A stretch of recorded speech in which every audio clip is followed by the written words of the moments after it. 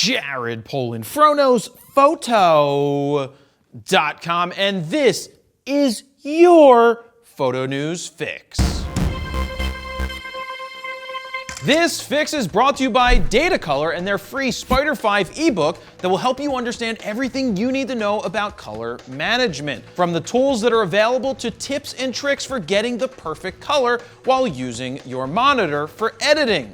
Head on over to datacolor.com/fro to get your free copy right meow. First up, have you ever wondered how a DSLR's durability and weather sealing gets tested? Well, Nikon Asia released a riveting promo video with commentary from Not Boring or Dry engineers. And by not boring or dry, I mean they should have probably hired me for the video instead. Hey Dan, run the clips of those engineers, please. 急な雨が降ったり、砂が舞っていても撮りたい瞬間があると思います。構造としては水や粉塵を侵入させない徹底したシーリングを施しています。長時間雨にさらしても内部に一滴も水が入らない設計を目指しています。See, like I said, that's not boring at all. Now here's how I would have read those quotes. There are times when you want to take a picture even though it's raining or dusty. The camera has extensive sealing to prevent water and dust from getting in. We wanted to design a camera that wouldn't let a single drop of water in even after a long time in the rain. Now, do you see that? Do you see how different it is when you add some inflection and you're not just a robot reading out what you wanted to read? It's actually really interesting to see how they tested the D850. From super humid environments to extremely dusty and wet ones, this video makes for some great Nikon propaganda. And by propaganda, I actually mean marketing. Hey Dan, I wonder how Sony's would hold up in those tests. Shush! Don't we get paid by Sony? No Dan, we're not on Sony's payroll. Yet! No Dan, ever. Nikon has really stepped up their marketing game over the past few months because they've teased us with their new mirrorless camera, shared with us how they test the durability of their cameras, and even showed us how they develop and design their sensors. What are your thoughts about these propaganda, I mean marketing videos? Next up, have you ever been denied access to photograph an event? Not on the list.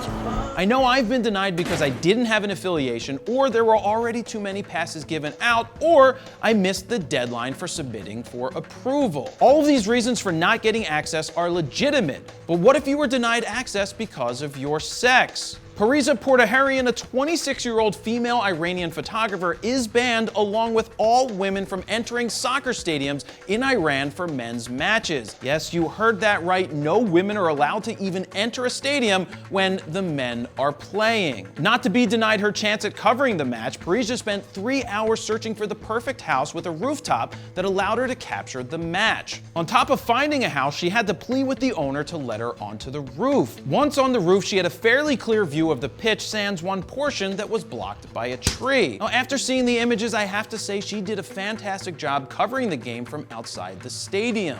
Images of her on the roof taken by other male photographers inside the stadium spread on social media, sparking the debate of women attending male soccer matches. And here we are far too often taking for granted the freedoms we have and still finding a way to bitch about it.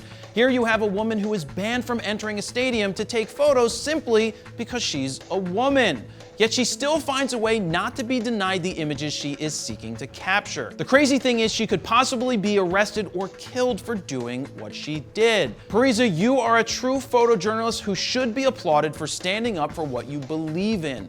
We all need to learn from this story, so stop bitching, complaining, arguing, and focusing on meaningless shit, and realize there's people in this world that would risk everything for the freedoms that we have. Next up, with less than 10 days until Nikon announces their mirrorless camera, we once again have a major leak.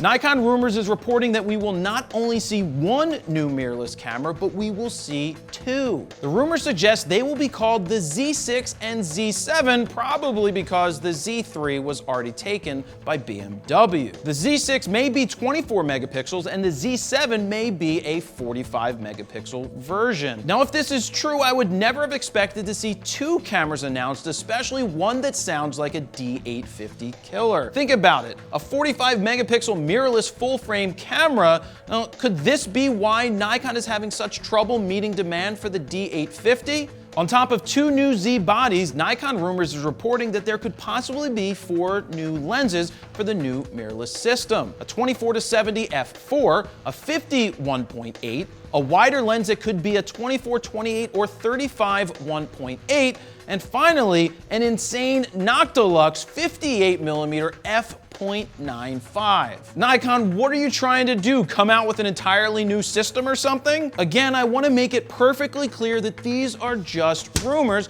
and could be total misinformation, but it does sound mighty interesting.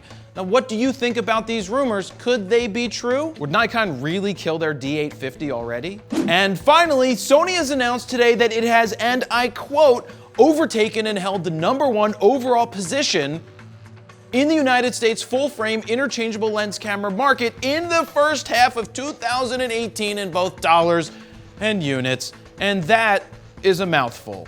Now, all of this is according to the NPD Group Inc., which is a retail tracking service in which I have no idea how it actually tracks anything. Now, keep in mind, they said full frame, not just mirrorless. Hey Dan, I wonder how many of those 10 were actually full frame Fuji cameras.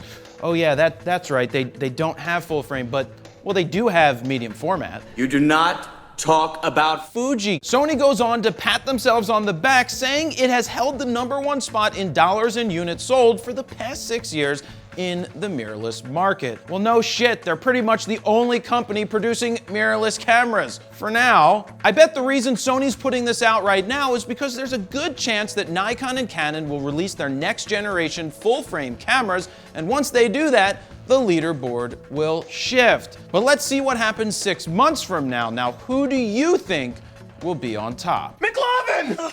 And there you have it. That's your photo news fix this time around. To check out the last photo news fix, go ahead and click on the screen right here. And that's all I have for you. Thank you very much for watching.